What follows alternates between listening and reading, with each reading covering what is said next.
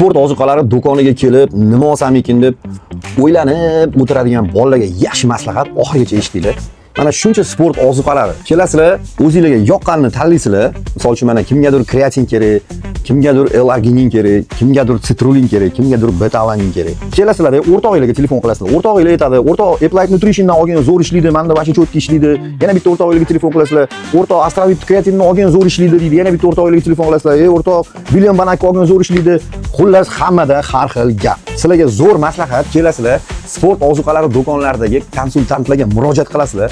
Konsultantlar sizlarga qaysinisini olib ichishinglarni maslahat beradi. Yana bitta narsani nazarda tutinglar. Misol uchun mana shu Evagen brendidan kreatin olyapsizlarmi? Mana shuni olinglar. Sizlarga yoqyaptimi? Olinglar. Yoki bo'lmasa Applieddan kreatin olyapsizlarmi? Sizlarga yoqyaptimi? Olinglar. O'zingizlar ichib ko'rmaguninglarcha rezultatini bilmaysizlar. Hammasi ishlaydi, lekin sizlarning organizmingizga qaysi biri to'g'ri kelishini sizlar bilmaysizlar. Toki o'zingizlar olib ichib ko'rmaguninglarcha.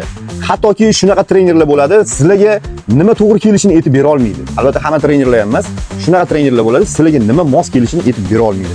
Shuning uchun sizlarga maslahatim, kelinglar, baribir rasxod qilasizlar, baribir olasizlar shu narsalarni. O'shaning uchun olinglar, ichinglar, ta'sir qilganini doimo iste'mol qilib yuringlar.